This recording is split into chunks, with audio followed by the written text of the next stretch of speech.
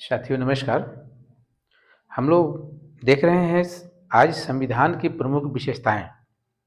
यह राजनीति विज्ञान का एक महत्वपूर्ण हिस्सा है। जो आप यदि पॉलिटिकल साइंस के टीचर बनना चाहते हैं या असिस्टेंट प्रोफेसर बनना चाहते हैं या यूजीसी नेट निकालना चाहते हैं तो ये प्रकरण आपके लिए महत्वपूर्ण है। तो चलिए हम लोग देखते हैं संविधान की प्रमुख विशेषताएं। खैर ये जो प्रकरण है ये काफ़ी लंबा होगा। हमें लगता है कि 1 से डेढ़ घंटे का क्लास हो सकता है। तो लेकिन इसमें हम लोग पूरे संविधान की जो प्रमुख विशेषताएं हैं उसको बृहद तरीके से समाप्त करेंगे, ताकि आपका कोई भी इसमें से कंटेंट जो है वो छूटे नहीं, क्योंकि एग्जामिनेशन के दृष्टिकोण से सारे कंटेंट आपके मायने रखते हैं।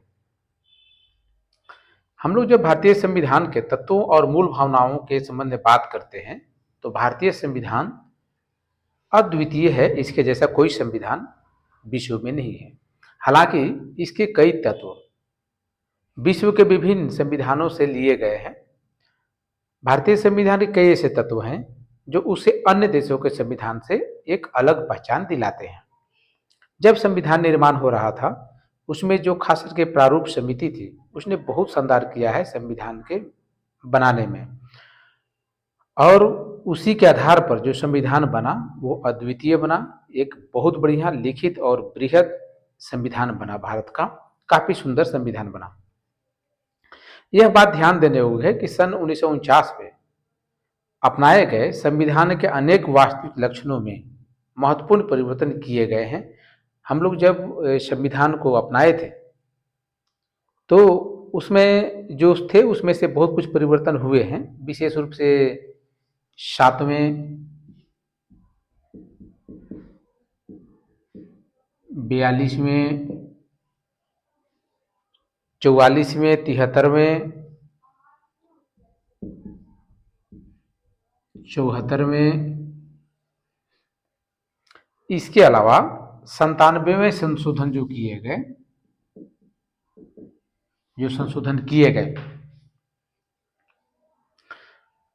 तो संविधान में कई बड़े बदलाव और परिवर्तन हम लोगों को सबसे ज्यादा देखने के लिए मिलते हैं वो 42वें संविधान संशोधन में। 42वें संविधान संशोधन को हम लोग अधिनियम 1976, संविधान संशोधन अधिनियम 1976, संविधान संशोधन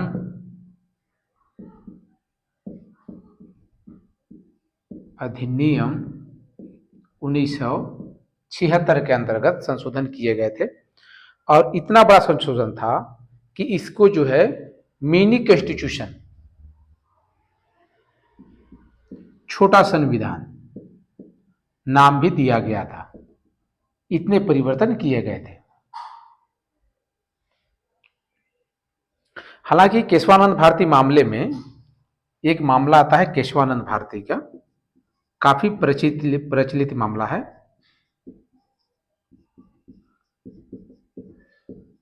जब केशवानंद भारती मामला चला था तो उसमें सर्वोच्च न्यायालय ने व्यवस्था दी थी कि अनुच्छेद 368 के तहत संविधान को मिली संवैधानिक शक्ति संविधान के मूल ढांचे में बदलने की अनुमति नहीं देती है।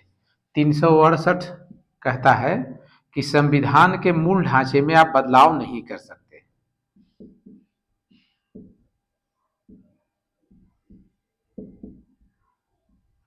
मूल ढांचे में बदलाव नहीं किया जा सकता।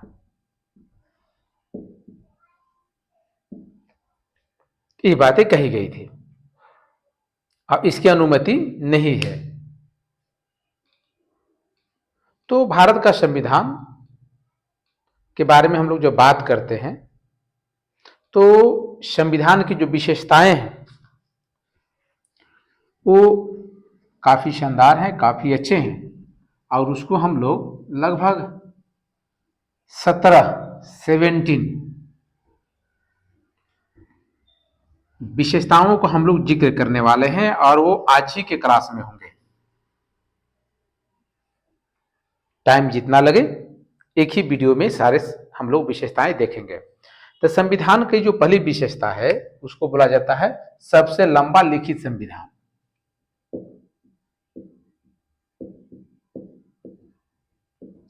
सबसे लंबा लिखित संविधान हमारा है। ये हमारे संविधान की पहली विशेषता है। संविधान को दो वर्गों में विभाजित किया जाता है। प्रायः देखा जाता है एक लिखित संविधान और दूसरा अलिखित संविधान।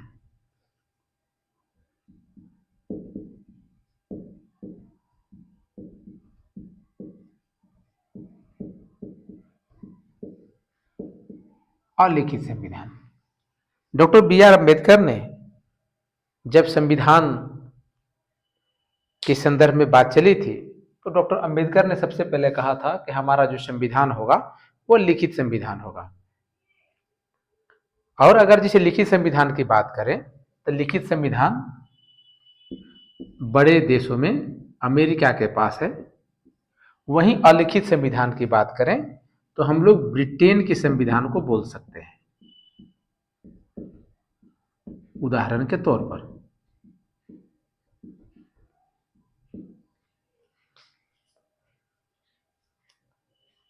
तो हमारा संविधान क्या है? लिखित संविधान है। और विश्व का हमारा जो संविधान है विश्व का सबसे लंबा लिखित संविधान है और यह बहुत बृहद समग्र और विस्तृत दस्तावेज है। ये छोटा नहीं है, सब कुछ इसमें शामिल है और काफी बड़ा हमारा संविधान है। ये हमारे संविधान की खूबसूरती है। जब संविधान को 1949 में जब अपनाया गया था तो संविधान में एक था प्रस्तावना, इसके अलावा 395 अनुच्छेद और वो 395 अनुच्छेद 22 भागों में विभक्त है।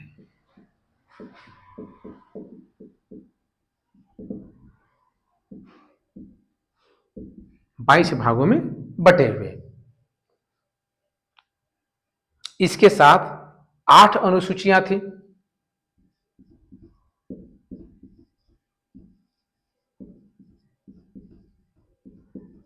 8 अनुसूचियां उस समय थी। तो हमारा जो संविधान है वो काफी जिसमें लिखा गया था, जिसमें हम लोग उसमें अपनाए थे 1949 में, उस समय भी हमारा संविधान काफी बृहद और बड़ा संविधान था। हाँ, ये हुआ कि बीच में संविधान में अनुच्छेद बढ़े, टाइम टू टाइम अमेंडमेंट कर करके, और कुछ संशोधन भी हुए। तो हमारा संविधान काफी शानदार संविधान रहा और भारत के संविधान को विकसित बनाने में इसके पीछे 4 कारण हमें देखने के लिए मिलते हैं। तो वो जो 4 कारण हैं वो कौन कौन है उसे हम लोग देखते हैं।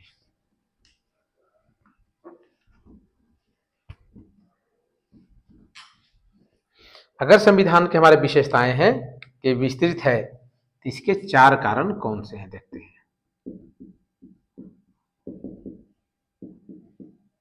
पहला, भौगोलिक कारण।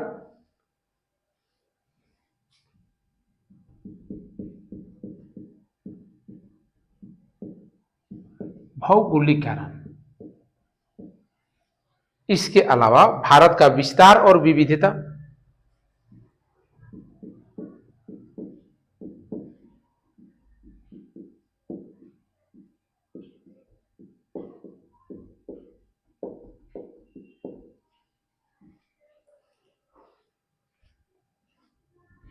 ये पहले में था कि हमारा भौगोलिक कारण ऐसा है कि हमारे जो भारत की जो भौगोलिक क्षेत्र है वो अलग अलग है और बहुत सारे उसमें अपनी अपनी विशेषताएं हैं।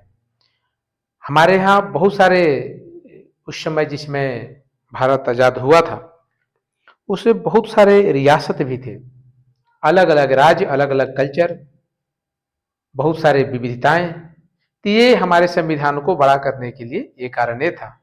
दूसरा है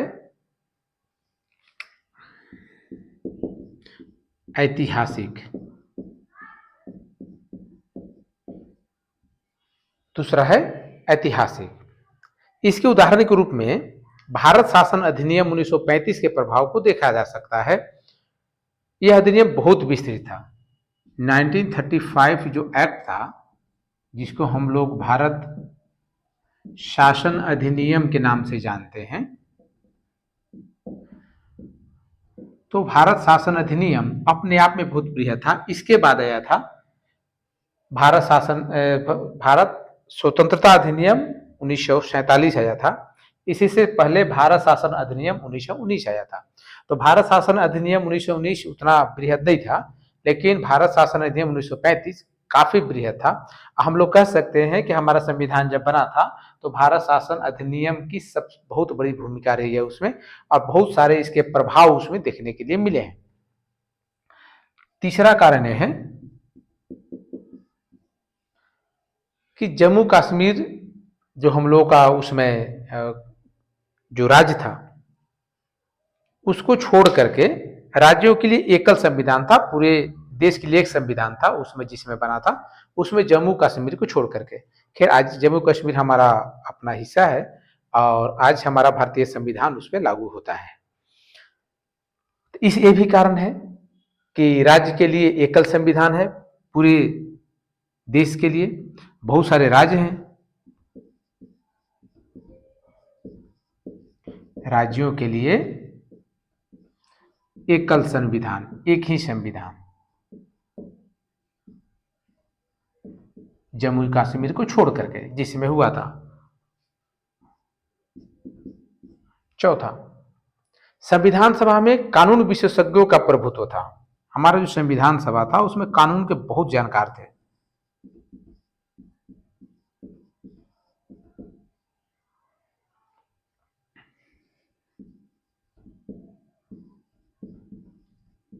कानून विशेषज्ञों का प्रभुत्व। हम लोग पिछला क्लास जब कर रहे थे तो हम लोगों ने उसमें संविधान सभा की आलोचना देखी थी। संविधान सभा की आलोचना में इस बात का जिक्र था कि संविधान सभा में कानून विशेषज्ञों का प्रभुत्व रहा था। ते हमारे कारण रहे हैं कि हमारा संविधान जो है काफी बड़ा हुआ, काफी विस्तृत रहा। संविधान में न सिर्फ शासन के मौलिक सिद्धांत बल्कि विस्तृत रूप से प्रशासनिक प्रावधान भी विद्यमान है।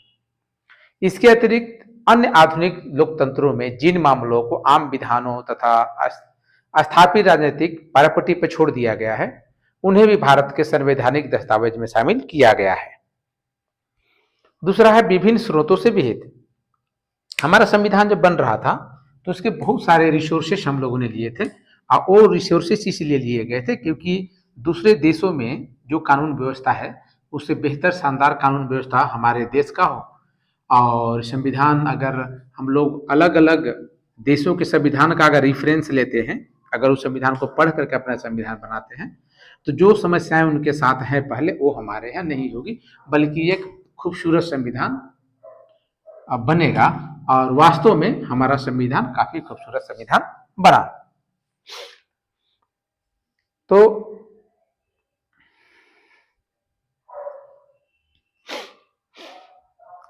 दूसरा है विभिन्न स्रोतों से विहित।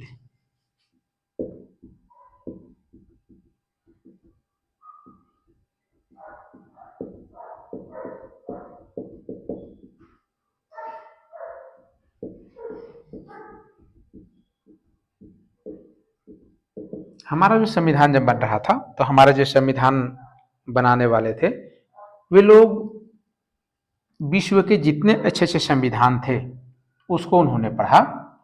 उसमें से जो अच्छी चीजें लगी हम अपने संविधान बनाते समय उसमें शामिल किया गया। तो भारत के संविधान ने अपने अधिकतर उपबंध विश्व के कई देशों से,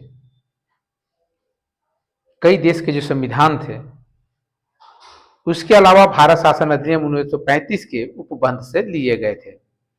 ये भी कारण रहा था कि पहले विश्व के अलग अलग देश, इसके अलावा हमारा भारत शासन अधिनियम 1935 के जो उपबंध है उससे लिया गया था। डॉक्टर अंबेडकर ने गर्व के साथ घोषणा की थी कि भारत के संविधान का निर्माण विश्व के विभिन्न संविधानों को छानने के बाद किया गया है। डॉक्टर अम्बेडकर ने कहा था कि भारत का संविधान का निर्माण विश्व के विभिन्न संविधानों को, जो अच्छे संविधान है, उसको छानने, पढ़ने, समझने के बाद उससे जो क्रीम बेहतर चीज निकले वो अपने संविधान में शामिल किया गया है। तो यह बहुत ही खूबसूरत संविधान इसलिए बना। संविधान का अधिकांश ढांचागत हिस्सा भारत शासन अधिनियम से लिया गया है। कहां से लिया गया है? भारत शासन अधिनियम 1935। आप अगर भारत शासन अधिनियम 1935, इसमें मैं डिटेल में नहीं जा रहा हूं, बार बार जिक्र आ रहा है, तो मैं आपको बता दूं कि अगर मेरे यूट्यूब चैनल पे जाएंगे तो भारत शासन अधिनियम 1935 अपने आप में एक डिटेल में अच्छा वीडियो है, अच्छी क्लासेस है, आप उसको देख सकते हैं। संविधान का दार्शनिक भाग, जो सबसे बेहतर भाग है, जो उच्च विचार के साथ बेहतर तरीके से सोचा गया, एक खूबसूरत संविधान बनाने के लिए, नागरिकों के अधिकार और उनके निर्देशक तत्वों को शामिल करने के लिए, तो इसको हम लोग बोलते हैं जैसे मौलिक अधिकार,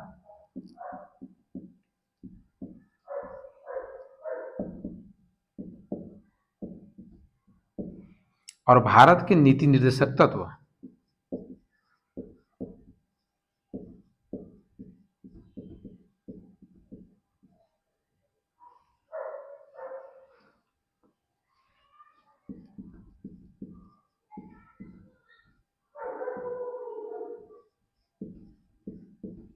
भारत के नीति निर्देशक तत्व, ये दोनों जो है हमारे संविधान को और बेहतर और उच्च गुणवत्ता वाली बनाते हैं। जैसे हमारा जो संविधान है उसके जो खास करके ये तत्व है, मौलिक अधिकार, राजनीति निषेधक तत्व, ये अमेरिका और आयरलैंड से लिए गए हैं। अमेरिका और आयरलैंड, तो ये दोनों चीजें हम लोगों को मिली और इन चीजों से हमारा संविधान और सुंदर और बेहतर बन गया। ये भी हमारे संविधान की एक विशेषता रही है। भारतीय संविधान के राजनीतिक भाग, जिसको हम लोग संघीय सरकार का सिद्धांत और कार्यपालिका और विधायिका के संबंध बोलते हैं, वो हम लोगों ने ब्रिटेन से लिया है, जिसको संघीय सरकार,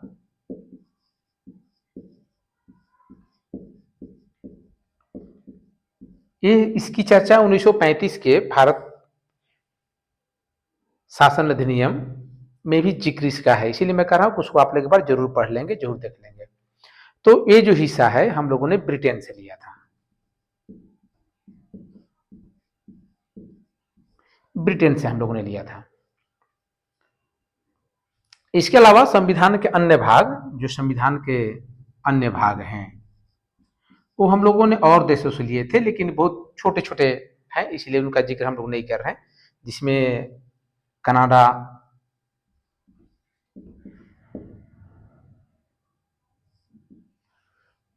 ऑस्ट्रेलिया, जर्मनी,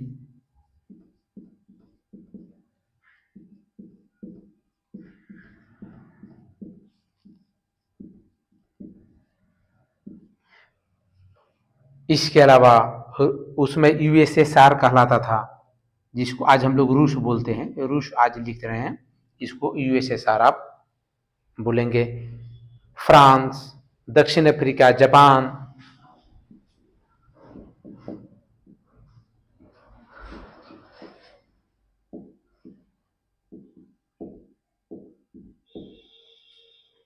जापान,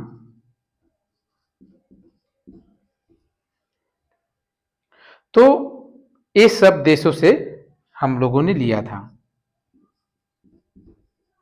इसलिए हमारा संविधान काफी खूबसूरत और काफी बेहतर बना। भारत के संविधान पर अगर बात करें तो जैसे मैं कर रहा हूं, सबसे बड़ा प्रभाव 1935 का भारत शासन अधिनियम के तहत पड़ा था। संघीय व्यवस्था, न्यायपालिका, राज्यपाल, आपातकालीन अधिकार, लोक सेवा आयोग और अधिकतर प्रशासनिक विवरण इसी से लिए गए हैं। संविधान के आने से संविधान कि आने से अधिक प्रावधान या तो 1935 से कि इस संविधान अधिनियम के तहत लिए गए हैं और इससे मिलते जुलते हैं। तो हमारे संविधान की विशेषता रही है कि हमारा संविधान बनाने में इस पे चिंतन 1935 में भी किया गया था और उसे शामिल किया गया भारतीय संविधान में।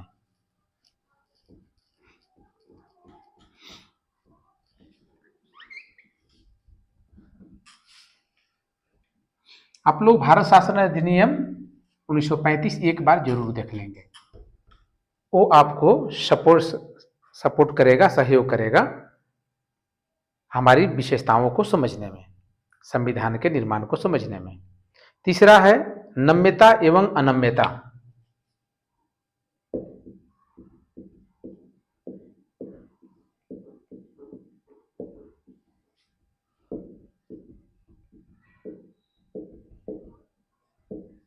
नम्यता एवं अनम्यता का समन्वय हमारे संविधान में देखने के लिए मिलता है। संविधानों को नम्यता और अनम्यता की दृष्टि से भी वर्गीकृत किया जाता है, जिसे हम लोग कठोर और कोमल संविधान बोलते हैं, जिसमें संशोधन करने के लिए विशेष प्रक्रिया की आवश्यकता होती है, उसे हम लोग कठोर संविधान बोलते हैं। जैसे अमेरिका के लिए अमेरिकी संविधान, लचीला या नम्य संविधान वह कहलाता है जिसमें संशोधन की प्रक्रिया वही हो जैसा कि आम कानून बनाने के लिए प्रयोग किया गया, जैसे ब्रिटेन का संविधान। तो अगर हम लोग कुछ ऐसे तथ्य हैं जिसमें संशोधन के लिए आपको कठोर यानी कि अनम्य प्रक्रिया का पालन किया गया है, और कुछ ऐसे हैं जिसमें लचीला और नम्य प्रक्रिया का पालन किया गया है। तो अमेरिका का जो संविधान है वो कठोर संविधान संशोधन के संदर्भ में माना जाता है और ब्रिटेन का नम्य है। भारत का संविधान न तो लचीला है और न ही कठोर, बल्कि यह दोनों का मिला जुला रूप है। इसीलिए हम लोग बोलते हैं कि नम्यता अनम्यता का समन्वय है हमारा संविधान। अनुच्छेद 368 में, जिसका जिक्र हम लोग कर रहे थे केशवानंद भारती मामले के संदर्भ में, जब सुप्रीम कोर्ट ने बोला था कि मूल ढांचे में परिवर्तन नहीं किया जा सकता, तो अनुच्छेद 368 में दो तरह के प्रावधान, संशोधनों का प्रावधान किया गया है। पहला है, कुछ उपबंधों को संसद में विशेष बहुमत से संशोधित किया जा सकता है।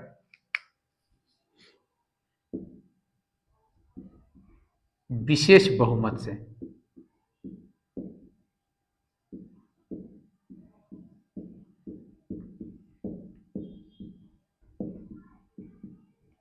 संशोधन किया जा सकता है। इसमें क्या होता है कि दोनों सदन यानी कि लोकसभा और राज्यसभा, दोनों सदनों, राज्यसभा जिसे हम लोग उच्च सदन बोलते हैं और दूसरा लोकसभा जिसे निम्न सदन बोलते हैं,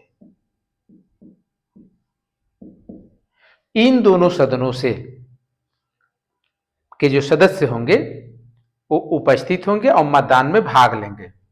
इसका तरीका यह होता है कि सदन में जिस दिन हमें संशोधन किया जाना है उस दिन सदन में उपस्थित सदस्य, जितने सदस्य उपस्थित हैं उस दिन सदन में, उपस्थित सदस्यों का 2/3 बहुमत,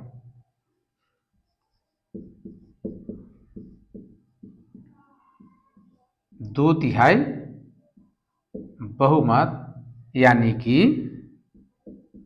लगभग उपस्थित लोगों का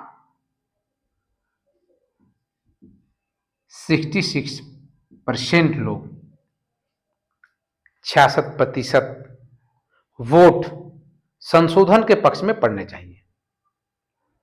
तो प्रत्येक सदन में कुल सदस्य जितने होंगे उनके 2/3 बहुमत से होगा, और प्रत्येक सदन में कुल सदस्यों का बहुमत जो कि 50% से अधिक हो, इतना होना चाहिए।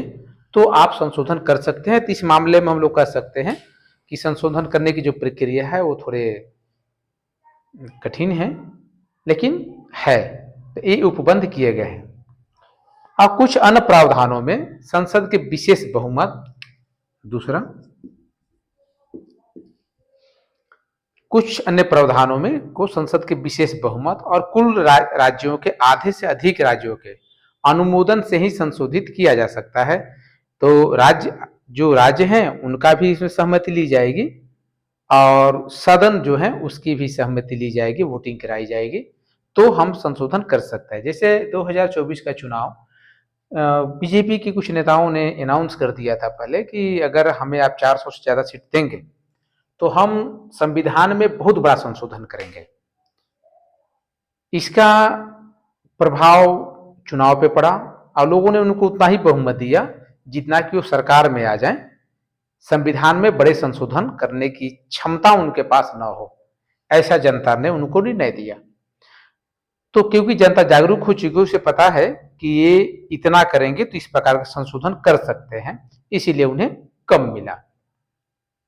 इसके अलावा संविधान के कुछ प्रावधान आम विधायी प्रक्रिया के तरह संसद में समान बहुमत के माध्यम से भी संशोधित किया जा सकता है, जिसमें 368 बार बार अनुच्छेद 368 की बात आ रही है, जिसके संविधान के मूल ढांचा में परिवर्तन नहीं किया जा सकता, उसे छोड़ करके किया जा सकता है।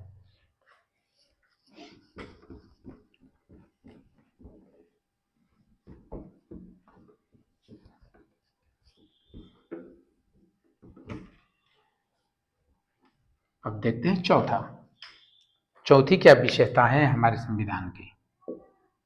चौथा है एकात्मक की ओर झुकाव के साथ संघीय व्यवस्था।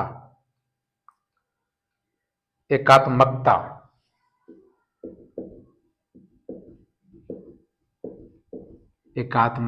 के की ओर झुकाव के साथ संघीय व्यवस्था।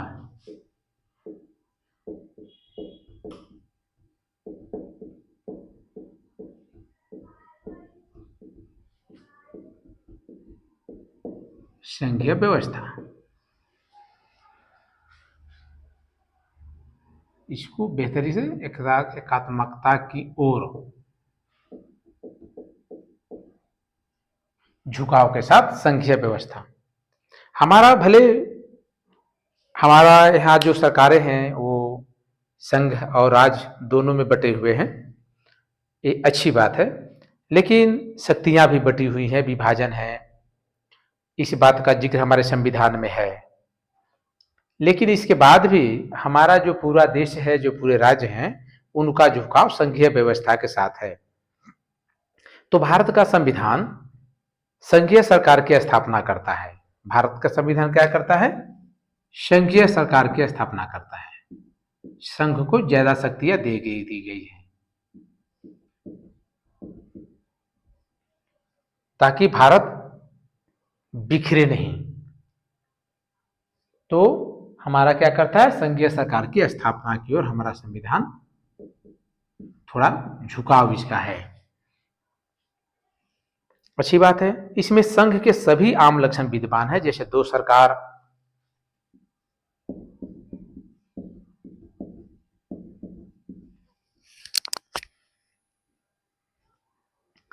शक्तियों का विभाजन। दो सरकार मतलब राज्य एवं केंद्र या संघ जिसे बोलते हैं। इन दोनों में शक्तियों का विभाजन,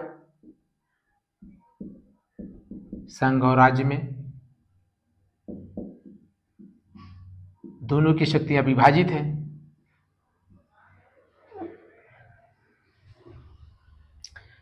इसके अलावा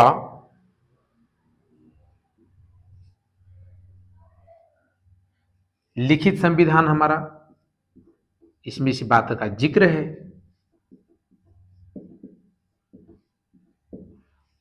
इसके अलावा संविधान की सर्वोच्चता, संविधान सबसे ऊपर है।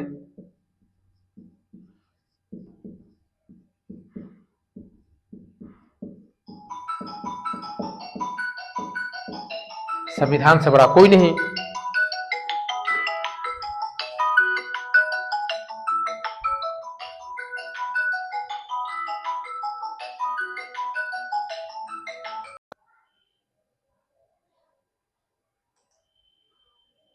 तो अभी हम बात कर रहे थे, एक्चुअली फ़ोन आ गया था।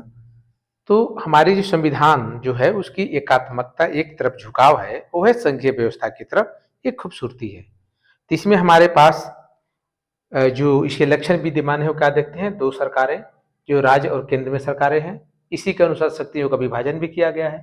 हमारा संविधान लिखित संविधान है, संविधान ही सबसे महत्वपूर्ण है देश के लिए, यानी कि संविधान की सर्वोच्चता है, संविधान की कठोरता,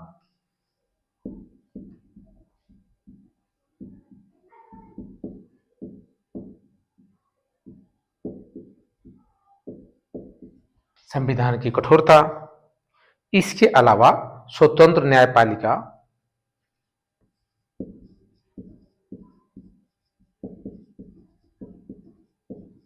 स्वतंत्र न्यायपालिका है हमारी। इसके अलावा दो सदन है, जिसको द्विसदनीय बोला जाता है। ये सभी लक्षण ये परिलक्षित करते हैं कि संविधान से बड़ा कुछ भी नहीं है। और हमारा जो संविधान है उसका एक तरफ झुकाव है, और वो है मूल रूप से संविधान की तरफ, और संविधान हमारा काफी बेहतर है। इसे यदि भारतीय संविधान में बड़ी संख्या में एकात्मकता और गैर संघीय लक्षण भी विद्यमान है, जो है एक सशक्त केंद्र, जो हमारे कुछ लक्षण दिखाई देते हैं, जिसे हम लोग बोलते हैं कि एकात्मकता और गैर संघीय लक्षण भी है, तो दिखाई देते हैं। जैसे है कि एक सशक्त केंद्र,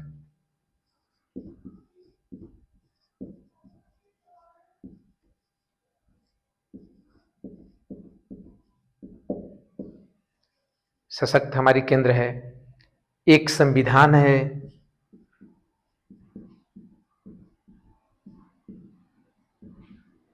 ये भी लक्षण है। इसके अलावा एकल नागरिकता है,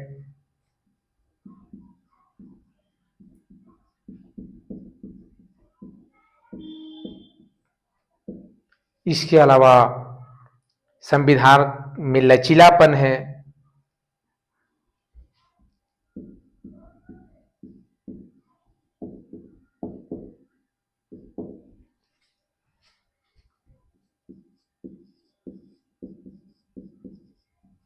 संविधान का लचीलापन, एकीकृत न्यायपालिका है,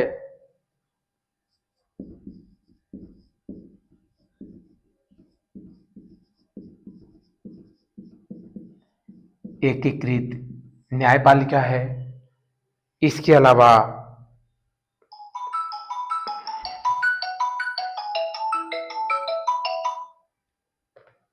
इसके अलावा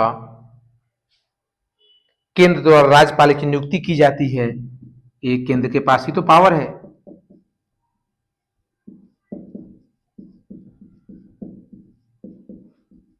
राज्यपाल की नियुक्ति,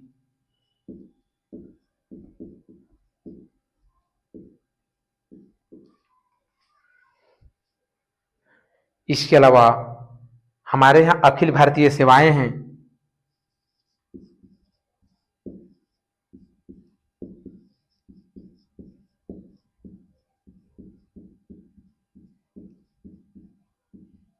जिसको हम लोग आईएएस, आईपीएस, आईआरएस, आईएफएस इत्यादि बोलते हैं। ये सभी जो है अखिल भारतीय सेवाएं हैं, वहीं से नियुक्ति होती है इनकी। इसके अलावा हमारे पास इमरजेंसी है, आपातकालीन प्रावधान है,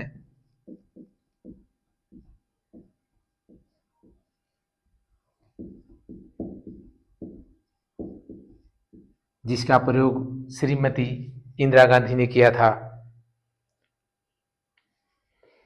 फिर भी संविधान में कहीं भी संघीय शब्द का इस्तेमाल नहीं किया गया है। हमारे संविधान में कहीं भी संघीय शब्द का प्रयोग नहीं है।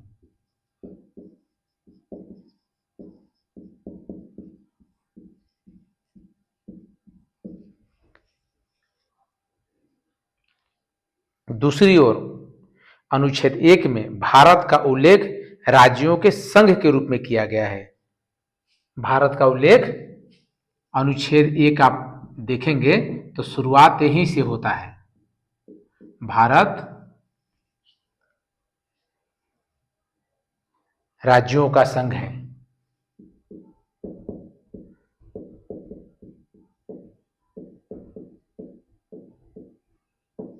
तो संविधान जो बनाए हैं काफी खूबसूरती से, काफी मेहनत से, काफी ध्यान दे करके बनाए गए हैं।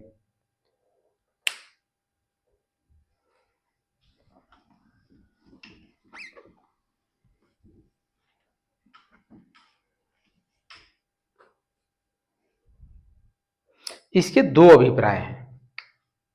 हाँ, राज्यों के संघ है, इसके दो अभिप्राय हैं।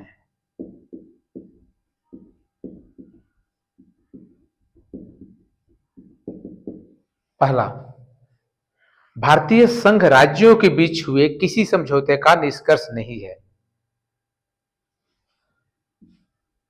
जो भारतीय संघ है,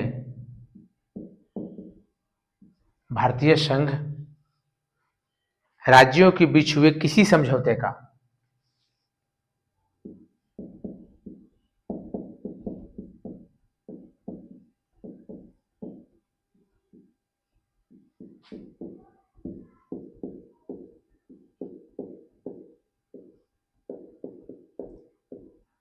किसी समझौता का दो राज्यों के बीच में हो रहा है तो उसका निष्कर्ष संघ नहीं है।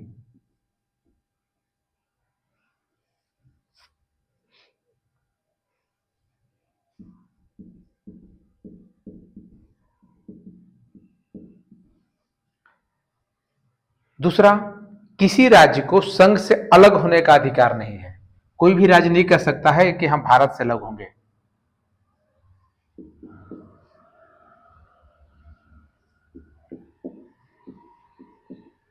किसी भी राज्य को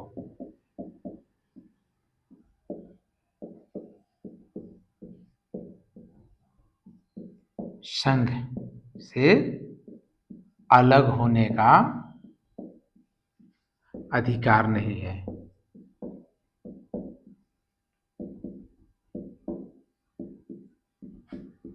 अधिकार नहीं है। कोई राज्य नहीं कह सकता कि हम भारत या संघ से अलग होंगे। ऐसा कोई राज्य नहीं कर सकता।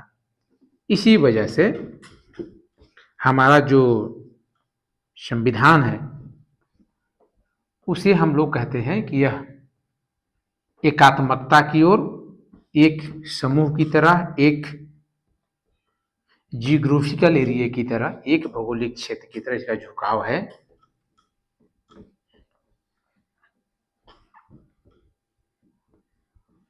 संविधान को पढ़ना समझना बहुत जरूरी है। भले आप एक नागरिक हो तो आपको ये अपने संविधान के बारे में जानकारी होनी चाहिए। इसी वजह से भारतीय संविधान को कुछ नाम दिया गया है। उसमें क्या दिया गया है?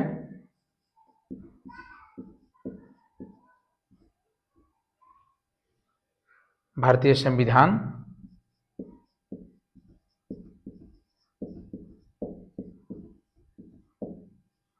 के कुछ नाम,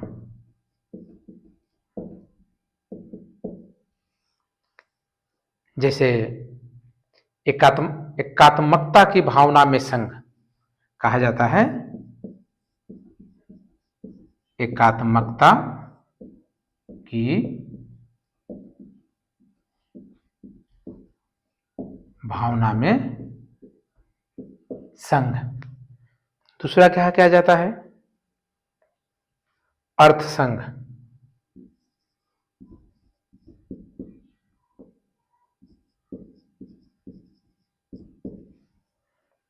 इसको किसने कहा है? केसी वेरे ने इसको बोला है। केसी वेरे ने कहा है कि अर्थसंघ है। तीसरा है बार्गेनिंग फेडरलिज्म, इसे बोला गया जाता है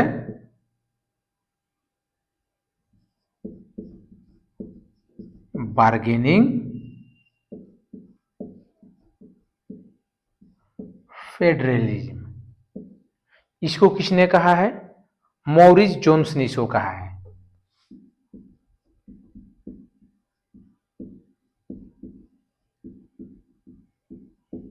मॉरिस जोन्स ने कहा है बार्गेनिंग फेडरलिज्म, कोऑपरेटिव फेडरलिज्म,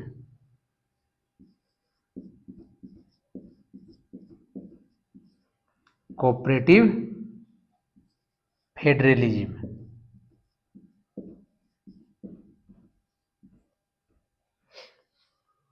इसको किसने कहा है?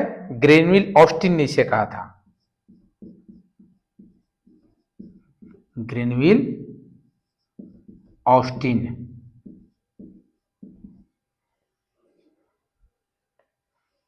Federation with the centralising tendency,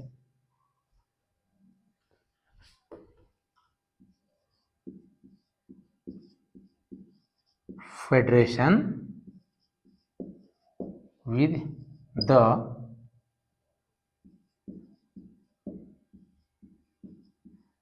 centralising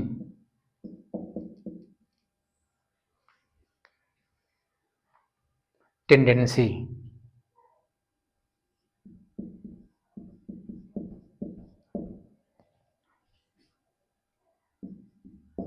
ये सेंट्रलाइजिंग टेंडेंसी, इसे आइवर जेनिंग्स ने कहा है।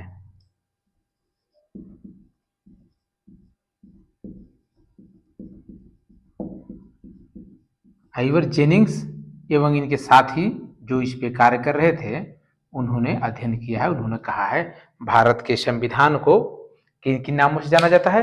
एकात्मकता की भावना में संघ, केसी बेरे क्या बोलते हैं? अर्थसंघ।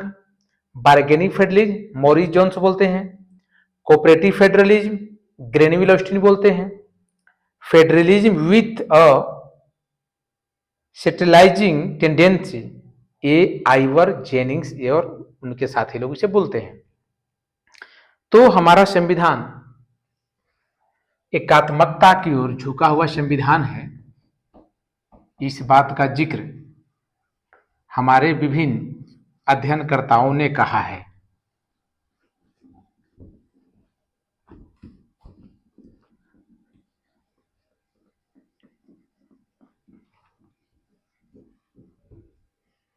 तो ये हमारे संविधान की विशेषताएं रही हैं, जिसका अध्ययन अभी हम लोग कर रहे हैं। तो भारत की संविधान वास्तव में खूबसूरत, बृहद, लिखित, विस्तृत और एकात्मकता की ओर झुकी हुई संविधान है। इसके बाद आता है सरकार का संसदीय रूप।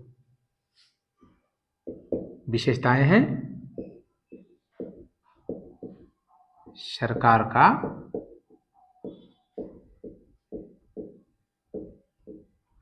संसदीय रूप। तो भारतीय संविधान ने अमेरिका की अध्यक्षीय प्रणाली के बजाय ब्रिटेन के संसदीय प्रणाली को अपनाया है। क्या अपनाया है? ब्रिटेन की संसदीय प्रणाली को। हमारे यहां 2 संसद होंगे। अब संसदीय व्यवस्था विधायिका और कार्यपालिका के मध्य समन्वय व सहयोग के सिद्धांत पर कार्य करता है, जबकि अध्यक्षीय प्रणाली दोनों के बीच शक्ति के विभाजन के सिद्धांत पर कार्य करता है। संसदीय प्रणाली को सरकार के वेस्टमिंस्टर, हमारी जो संसदीय प्रणाली है,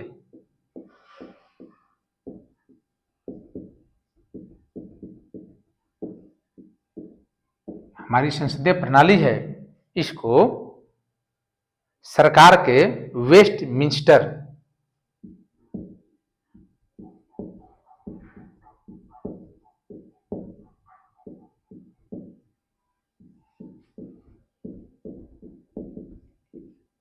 वेस्टमिंस्टर, वेस्टमिंस्टर रूप इसे बोला जाता है।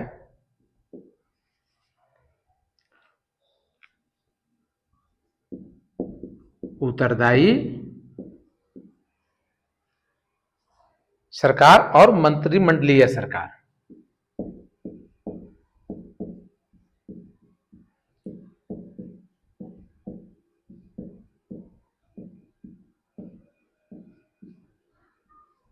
मंत्रिमंडलीय सरकार इस नाम से भी जाना जाता है।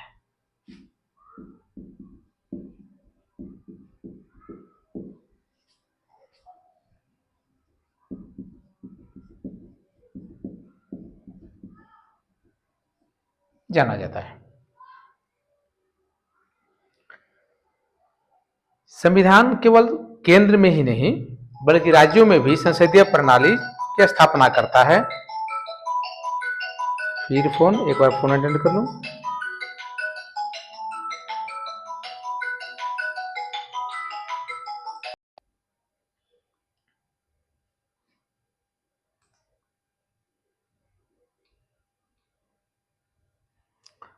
तो हम लोग आगे देखते हैं कि भारत में संसदीय प्रणाली की क्या विशेषताएं हैं।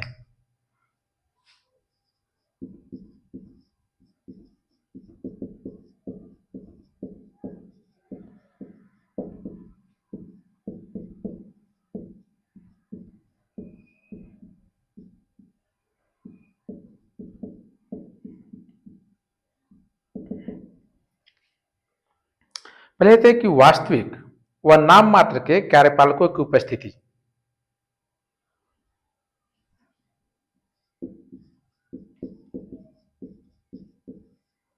वास्तविक एवं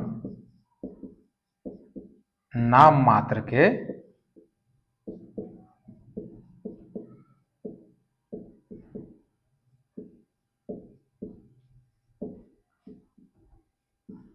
कार्यपालकों की उपस्थिति। इसके अलावा बहुमत वाले दल की सत्ता, हमारे यहां सत्ता बहुमत वाले दल की सत्ता।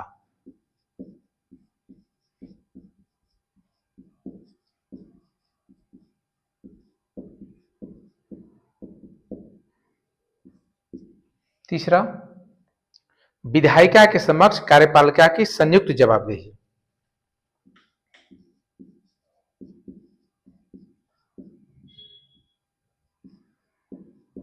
विधायिका के समक्ष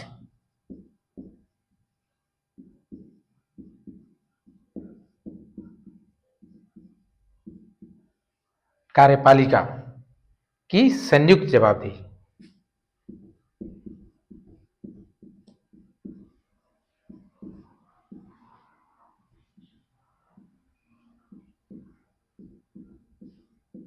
संयुक्त जवाबदेही है।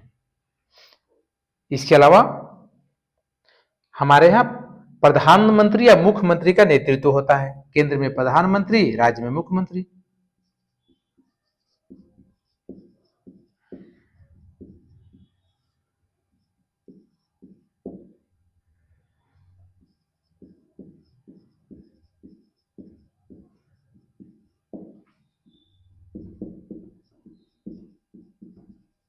का नेतृत्व। इसके अलावा निचले सदन का विघटन, यानी कि लोकसभा और विधानसभा।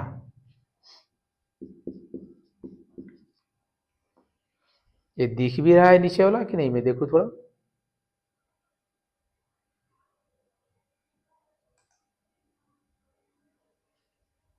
ठीक है, निचले सदन का विघटन। अगर निचले सदन की बात करें तो निचले सदन हमारे यहाँ दो आते हैं, केंद्र में और राज्य में। राज्य का निचला सदन लोकसभा होता है, और सॉरी, केंद्र का निचला सदन लोकसभा और राज्य का निचला सदन विधानसभा। तो उसका विघटन हो सकता है, और जो राज्य जो उच्च सदन है उसका विघटन